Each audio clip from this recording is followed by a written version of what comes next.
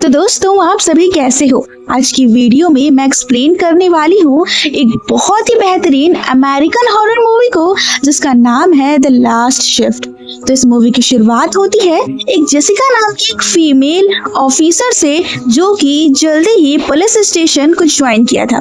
और जेसिका अपने काम के पहले ही दिन एक ऐसे पुलिस स्टेशन में अपनी नाइट शिफ्ट करने वाली थी जो कि अगले दिन ही परमानेंटली बंद होने वाला है। यहीं पे हम साजन कोहेन नाम की एक ऑफिसर से मिलते, जो कि जेसिका को यहाँ बेसिक रूल समझा रहे थे।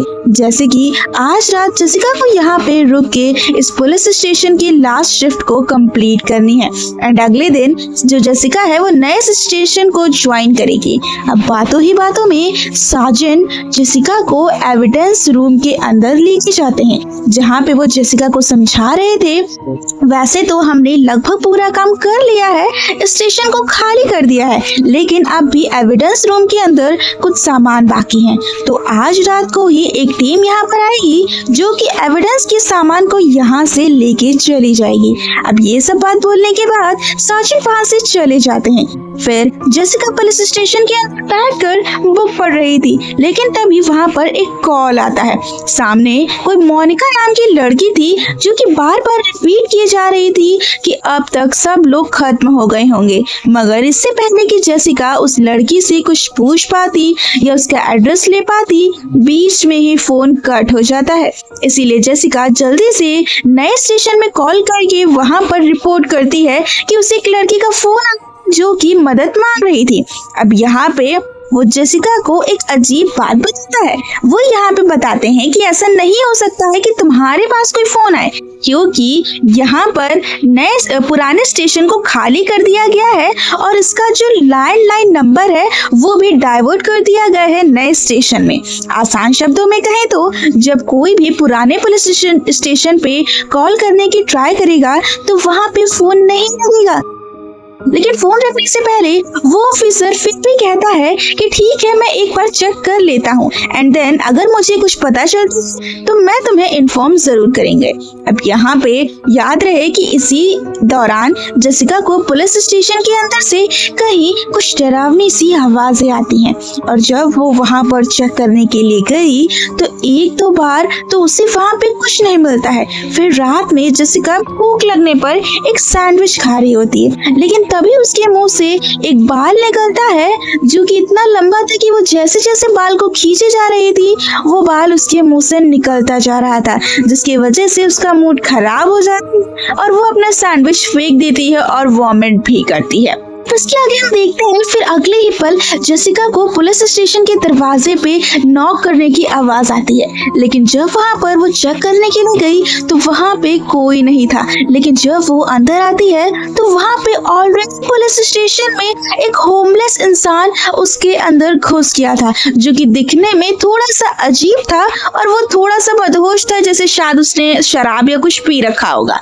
अब यहाँ पे वो फिलहाल जेसिका उस होमलेस बंदे को यहाँ से बाहर निकालना चाहती है, लेकिन अगले ही पल जेसिका को बाथरूम के पाइप के अंदर से कुछ गाने की आवाजें आ रही थी, जिसे वो फॉलो करते करते मेंस टॉयलेट के अंदर पहुंच जाती है। लेकिन वहां पे तो बहुत ही गंदी स्मेल आ रही थी, क्योंकि हर एक टॉयलेट के अंदर एक अजीब सा ब्लैक लिक्विड फैला हुआ था और वहीं से गंदी स्मेल भी आ रही थी। और इस सिचुएशन को देखने के बाद में जेसिका थोड़ा सा अजीब तो फील कर रही थी, लेकिन अब भी वह टाइम पे इन सब चीजों को इग्नोर करके आगे बढ़ते हुए एक लॉकर रूम के अंदर पहुंचती है, जहाँ पे एक लॉकर के अंदर जेसिका को एक फोटो मिलती है।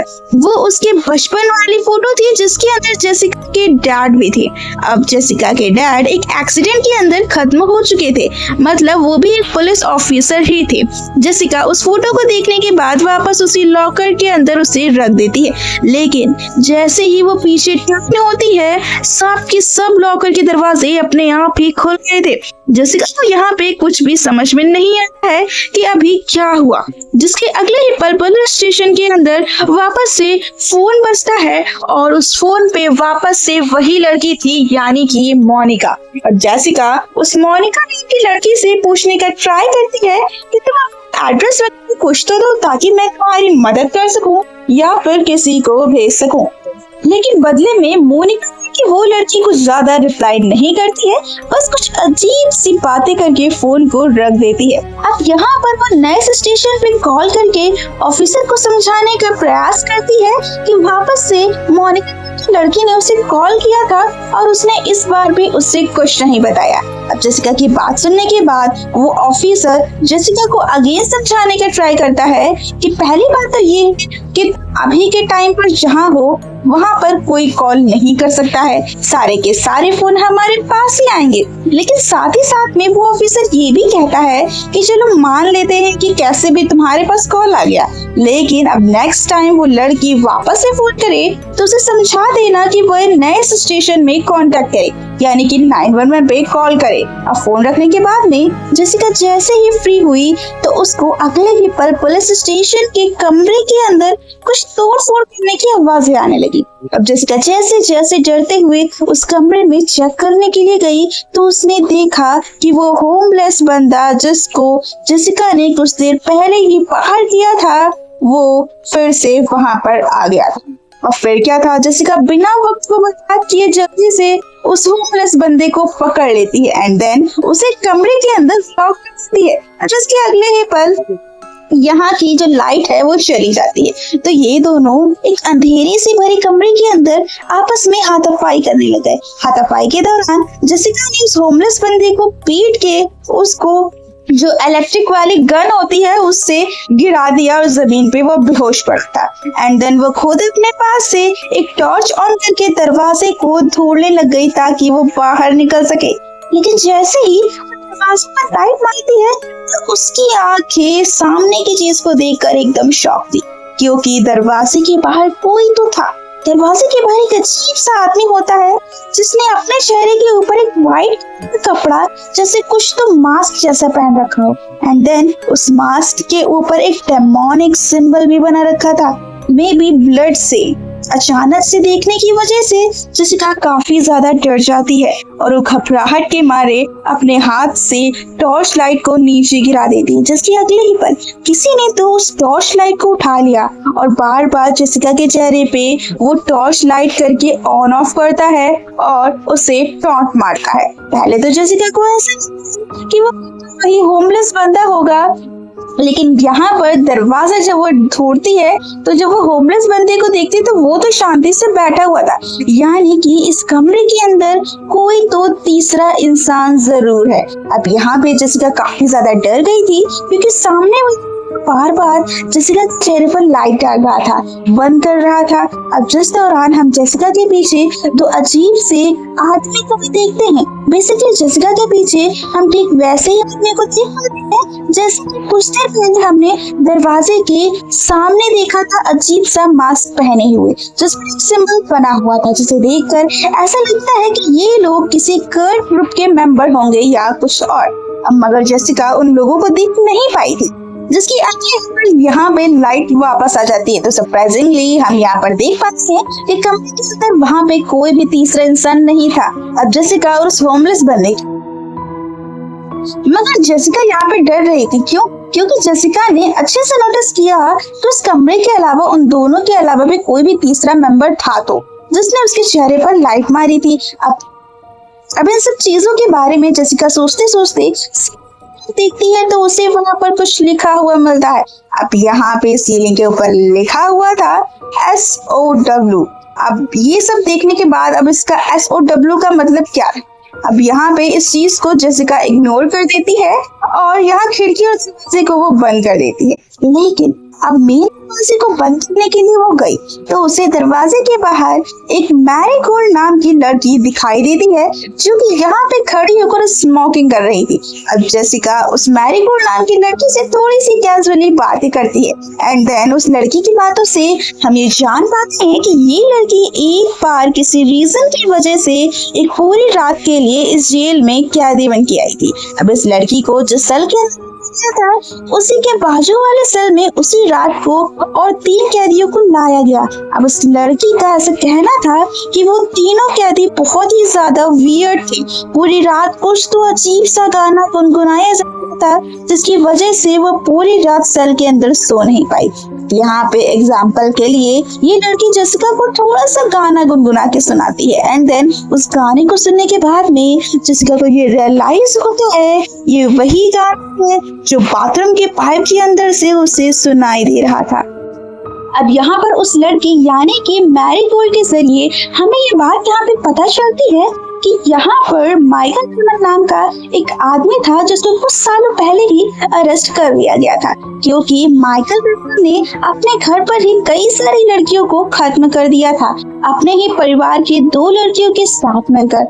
मौका वारदात पे ही वहाँ पर पुलिस पहुँच जाती है, जो कि उनको अरेस्ट कर लेती है और वहाँ पर गोली बनी भी होती है, जिसके अंदर जेसिका के डैड खत्म हो जाते हैं।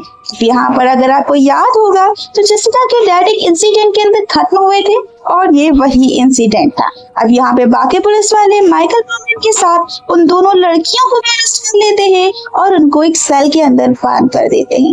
लेकिन यहाँ पे सबसे वियर्ड बात ये होती है कि उन तीनों ने जो सेल के अंदर जो बेडशीट की चादर होती है उसकी मदद से वो तीनों एक दूसरे को खत्म कर लेते हैं। और यहाँ पर जब सुबह सेल खोला जाता है तो वहाँ पर उनकी बॉडी मिलती ही नहीं है, यानी बंद सेल में बॉडी कहाँ जा सकती है। अब यहाँ पे सारी बात बताने के बाद में जो मैरीगोल्ड नाम की लड़की होती है वो वहाँ से चली जाती है, एंड देन जिसका जब पुलिस स्टेशन अब इसके बाद जब जेसिका पुलिस स्टेशन के अंदर लौटती है तो पुलिस स्टेशन के अंदर जो मॉनिटर होती है यानी जो स्क्रीन है वो फ्लक्चुएट होने लगती है और वहाँ पर जो माइकल पुलमैन था वो स्क्रीन पे दिखने लगता है। अब यहाँ पर जब माइकल को यहाँ पे लाया गया था, अरेस्ट किया गया था, तो पूछताछ के लिए उसकी एक वीडियो बनाई गई थी और ये वही वीडियो थी जो कि प्ले होने लग गई थी। अब यहाँ पे उसके इंटरव्यू के द्वारा हमें ये पता चलता है कि जो माइकल पुलमैन था वो उसने एक कल्ट ग्रुप बनाया था जिसके अंदर कितने लोग हैं ये तो फिलहाल वो नहीं बताता, लेकिन हम ये जान पाते हैं कि फिलहाल उस कल्ट के ग्रुप में 3 लोग थे।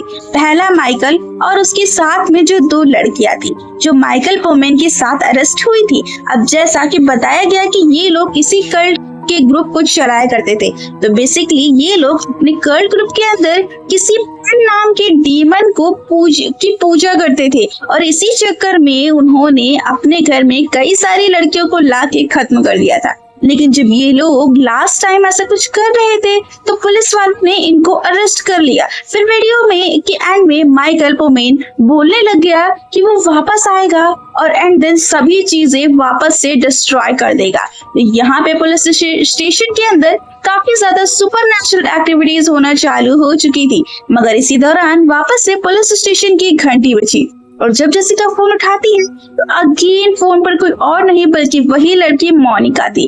अब की बार में उस मोनिका नाम की लड़की की बातों से हम जान पाते हैं कि वो कहीं पर तो कैद है और कई सारी लड़कियों के साथ है, लेकिन उसके साथ वाली लड़कियां ऑलरेडी खत्म हो चुकी हैं। शायद से मोनिका अकेले ही जिंदा बची है, लेकिन जेसिका यहाँ पर नोटिस कर पाती है कि मोनिका के साथ साथ फोन के अंदर से वही गाने की आवाज आ रही थी जो कि बाथरूम के पाइप के अंदर से सुनी गई थी। अब यहाँ पे मैरीगोल्ड नाम की उस लड़की ने भी उसको यही गाना सुनाया था। अब यहाँ पे उस फोन के अंदर से उस गाने को सुनने के बाद में जो जेसिका है वो उससे कहती है कि क्या तुम किसी तरीके से माइकल पुलमैन नाम के किसी आदमी को जानती हो। अब जिसपे मोनिका बोलती है हाँ, एंड देन फोन यहीं पे कट हो जाता है। लेकिन तभी जेसिका को पुलिस स्टेशन के अंदर से वही गाना जोर जोर से कहीं से तो बजता हुआ सुनाई देता है, तो उसने अभी अभी फोन के ऊपर सुना था। अब यहाँ पे वो चेक करने के लिए जाती है तो बेसिकली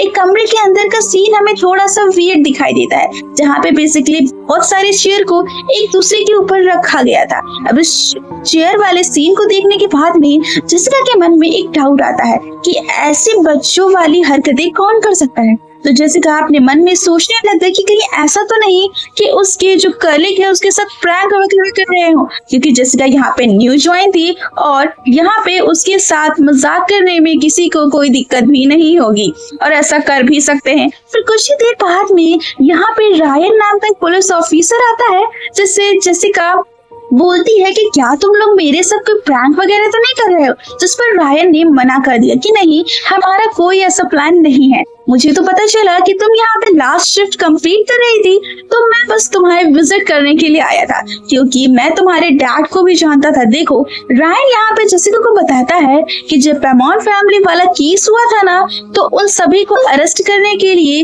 तुम्हारे डैड के साथ साथ मैं भी वहाँ पर गया था, एंड देन साथ में कुछ और ऑफिसर्स भी थे, लेकिन तुम्हारे डैड के साथ एक और ऑफिसर वहाँ पे खत्म हो गया था।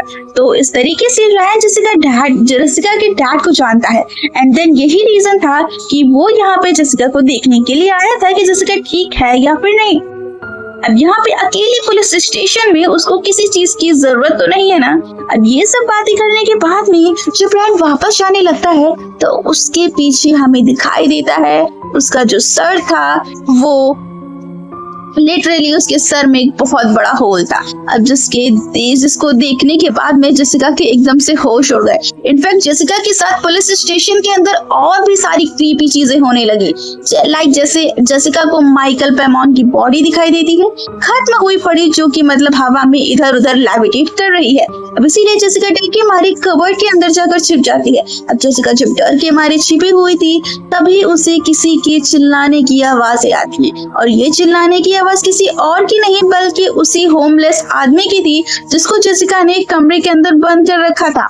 अब जेसिका जब उस होमलेस बंदे को चेक करने के लिए गई तो उसे होमलेस बंदे के पीछे दिखाई देते हैं वही 3 लटकी हुई लाशें, जो किसी और की नहीं बल्कि माइकल की और बाकी उन 2 लड़कियों की थी। अब इसे देखकर जेसिका काफी ज्यादा डर गई और वो तो डर के मारे उस होमलेस बंदे को उसी रूम के अंदर बंद करके छोड़ के भाग जाती है। लेकिन भागते टाइम जब जेसिका के पीछे एक अजीब सी लड़की को क्रॉल करता हुआ हम देख पाते हैं, जिसको जेसिका नोटिस नहीं करती। खैर, जेसिका भागते भागते कमरे के अंदर पहुंच जाती है जहां पर उसे दिखाई देती है 7 लड़कियां जो कि वो अजीब सी डरावनी सी गाने को गा रही थी। एंड देन इस गाने के बोल समथिंग कुछ ऐसे थे जैसे कि ये लोग कोई चैंटिंग वगैरह कर रहे हो, यानी किसी डीमन की पूजा कर रहे हो। देखते ही देखते वो जो सारी लड़कियां होती हैं वो अचानक से जेसिका की तरफ मुड़ने लग गई। उनके चेहरे पे एक अजीब सा डरावना सा कपड़ा भी आया था, जिसलिए जेसिका बिना वक्त को बर्बाद किए जैसे तैसे वहां से भाग जाती है।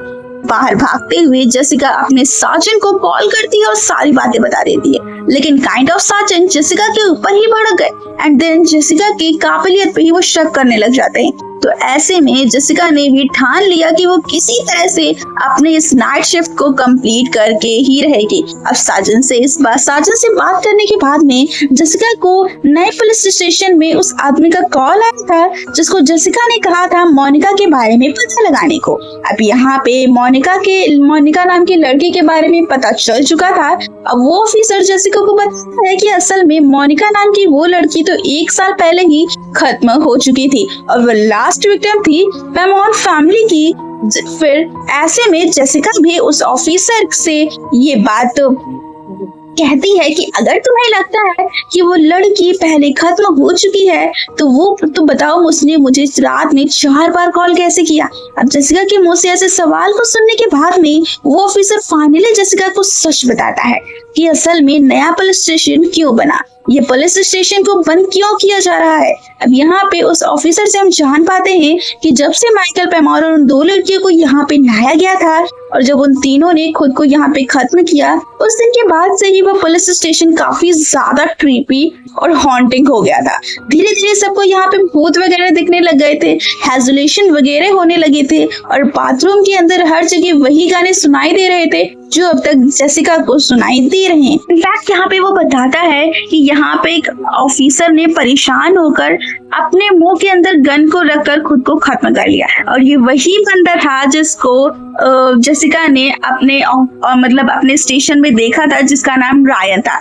अब यहाँ पे वो ऑफिसर बताता है कि धीरे धीरे वो पुलिस स्टेशन इतना ज्यादा हॉन्टेड हो गया कि चीजों को कंट्रोल करना बहुत ही ज्यादा टफ हो गया था। तो ऐसे में फाइनली एक नया पुलिस स्टेशन को बनाया गया ताकि इस पुलिस स्टेशन को परमानेंटली बंद किया जा सके। फॉर नाउ अभी के लिए जेसिका फोन बीच में ही रख देती है क्योंकि जेसिका अपने पीछे किसी को फील कर पा रही थी, और वो जैसे ही पीछे टर्न हुई तो उसे फ्लोर के ऊपर अपने डैड के खत्म हुए वाला फोटो दिखाई देता है, जिसके अंदर वो थोड़ी सी इमोशनल हो जाती है। पर जैसे जैसे जेसिका आगे बढ़ती जा रही थी उसे फ्लोर के ऊपर और भी कई सारी लड़कियों की तस्वीर मिलती है, और ये उन्हीं लड़कियों की तस्वीर थी जिसको माइकल ने निपटा दिया था। अब यहाँ पे जेसिका उन तस्वीरों को देख पा रही थी कि अगले ही पल उसे वहाँ बहुत ही इरिटेटिंग आवाज सुनाई देती है, जिसको सुनकर वो बेहोश हो जाती है। एंड यहाँ पर वो जितनी भी तस्वीरें थी वो अचानक से जलने लगती हैं। अब यहाँ पे कुछ देर बाद में जो जेसिका थी वो होश में आती है और वो नोटिस कर पाती है कि उसके पास उसका गन नहीं था, लेकिन तभी उसको यहाँ पे एक लड़की दिखाई देती है जो कि कहीं भाग के जा रही थी। तो जेसिका जल्दी से उसके पीछे दौड़ने लग जाती है, लेकिन वो लड़की जो कोई भी थी थोड़ा सा स्मार्ट लग रही थी। उसने उल्टा जेसिका को ही मार के बेहोश कर दिया एंड देन उसे घसीट के अपने साथ एक कमरे में लेकर जाती है, जहाँ पे कुछ देर के बाद में फाइनली जेसिका को होश आता है। असल में ये लड़की माइकल के ही कल्ट की एक मेंबर थी जो कि माइकल के कल्ट को बहुत ही ज्यादा मानती है। यहाँ पे जो ये लड़की है वो इस टाइम पे माइकल से थोड़ा सा नाराज है क्योंकि माइकल खत्म होते टाइम उन दोनों लड़कियों को लेके खत्म हो गया, बल्कि इस लड़की का ऐसा कहना था कि मुझे भी माइकल के साथ खत्म होना था क्योंकि मैं माइकल के साथ जाना चाहती थी। अब यहाँ पे वो लड़की माइकल के साथ खत्म होना चाहती थी और माइकल को खत्म में पूरे 1 साल हो चुका था। तो बेसिकली ये लड़की यहाँ पे माइकल के डेथ एनिवर्सरी को सेलिब्रेट करने आई थी, और इतना बोलने के बाद में ही वो जेसिका की गन से खुद को शूट कर लेती है। लेकिन वो अब भी के टाइम पे उस लड़की के हाथ से गन लेती है और एंटन बाहर की तरफ चली जाती है। अब जहाँ पे अगेन पुलिस स्टेशन का फोन बजा एंड यहाँ पे अभी वही लड़की मोनिका ने ही कॉल किया था, लेकिन अब की बार जेसिका फाइनली मोनिका को सुना देती है, ये बोलते हुए कि तुम तो ऑलरेडी 1 साल पहले खत्म हो चुकी हो। ये सुनने के बाद में मोनिका फोन पे एक अजीब तरीके से हंसने लगती है, लेकिन तभी जेसिका को अपने साइड टेबल के नीचे से एक अजीब सी क्रीपी लड़की बाहर निकलते हुए दिखाई देती है जो जेसिका के पीछे पड़ जाती है। अब जेसिका कई बार उससे बचने का ट्राई करती है, छुपती है, लेकिन वो लड़की बार बार जेसिका को ढूंढ लेती है, ऑफ कोर्स क्योंकि वो भूत है। पर कुछ देर बाद में वो लड़की खुद ही अचानक से कहीं गायब हो जाती है, इसीलिए जेसिका मौके का फायदा देखते हुए यहाँ से भागने की कोशिश करती है। लेकिन बीच में ही जेसिका को एक फोन आता है जिसपे नाम लिखा हुआ था उसके डैड का। अब जेसिका अपने डैड का फोन उठाती है, लेकिन जाहिर सी बात है कि फोन पे उसके डैड तो हो नहीं सकते, लेकिन वह फिर भी बात करती है। तो फोन के ऊपर जो कोई भी था वो जेसिका को बताता है कि जेसिका यहाँ से भाग नहीं सकती क्योंकि अब भी यहाँ पर कोई है जो उसको खत्म करना चाहता है और जिसको खत्म करना जरूरी है, और ये तभी हो सकता है। और तभी हम जेसिका को अपने सामने से वही होमलेस आदमी को चलता हुआ देखते हैं, और वो जेसिका उसे पीछे से रोकती है। तभी वो अचानक से जब पीछे मुड़ता है तो हम देख पाते हैं कि वो बंदा भी एक भूत में कन्वर्ट हो चुका है, यानी कि मर चुका है, भूत बन चुका है। अब जेसिका जल्दी से उस कमरे को चेक करने के लिए जाती है जिसके अंदर वो होमलेस इंसान था, और उस होमलेस बंदे ने भी खुद को खत्म कर लिया था। एंड देन उस रूम की दीवारों पर बड़े बड़े टेक्स्ट में लिखा हुआ था किंग ऑफ हेल। अब अगले ही पल में जेसिका को यहाँ पर वो विजन दिखाई देता है जिसके अंदर माइकल पोमैन ने कैसे उन दोनों लड़कियों के साथ मिलकर खुद को सेल के अंदर खत्म किया था। पर देखते देखते विजन के अंदर से बाहर निकलने के बाद में माइकल ने जेसिका के ऊपर अटैक कर दिया। जाहिर सी बात है जेसिका डर के मारे वहां से भागने का ट्राई करती है तो उसको सामने दिखाई देता है वही रायन नाम का पुलिस ऑफिसर जिसने अपने मुंह में गन डालकर खुद को शूट कर दिया था, और वह अब भी के टाइम पे भी अपने मुंह में अपनी उंगलियों को गन के जैसे रख के खुद को खत्म कर रहा था। अब यहाँ पे जो जेसिका है वो बहुत ही परेशान हो जाती है और वो जैसे तैसे सिचुएशन से बाहर निकलने के लिए ट्राई करती है। अब माइकल भी उसके पीछे पड़ा हुआ था अपने अजीब से काइंड ऑफ डेमोनिक फॉर्म में। वहीं दूसरी तरफ जेसिका यहाँ से भाग रही होती है, वापस से उसके पास फोन आता है उसके डैड का, और अब वो अपने डैड से बात करी तो उसके डैड उसको बताते हैं कि उसको कुछ लोगों को खत्म करना होगा जो कि माइकल के कल्ट के ग्रुप के मेंबर्स हैं, जिसके अगले ही पल जेसिका को यहाँ पर डोर के पास कुछ लोग अंदर आते हुए दिखाई देते हैं, जिसे जेसिका फटाफट शूट करके खत्म कर देती है। अब उन लोगों को खत्म करने के बाद में जेसिका और भी लोगों को ढूंढने के लिए आगे बढ़ती है, लेकिन तभी पीछे से जेसिका को गोली लगती है। अब जेसिका को गोली किसी और ने नहीं बल्कि वहाँ उसके चीफ यानी कि साजन कोहेन ने मारी थी। अब साजन को अपने आंखों के सामने देखने के बाद में साजन के बंदूक से गोली खाने के बाद में जेसिका जो है वो पूरी तरीके से रियलिटी में आ जाती है। एंड इस पॉइंट पे जेसिका को एक बड़ा सा ट्रुथ रिवील होता है, और वो ये कि जेसिका ने जिन कर्ट के ग्रुप के मेंबर्स को गोली मार के खत्म कर दिया, असल में वो लोग कोई कर्ट के ग्रुप के मेंबर नहीं बल्कि रियलिटी में तो जेसिका ने उन लोगों को गोली मारा था जो कि ये लोग यहाँ पर एविडेंस रूम से एविडेंस का सामान लेने के लिए आए थे। तो हाँ, रियलिटी की बात की जाए तो उन आत्माओं ने जेसिका को इतना ज्यादा परेशान किया, इतना ज्यादा विजन दिखाया कि वो रियलिटी और विजन में फर्क नहीं कर पाई, और जिसके कारण उसने इन लोगों को खत्म कर दिया।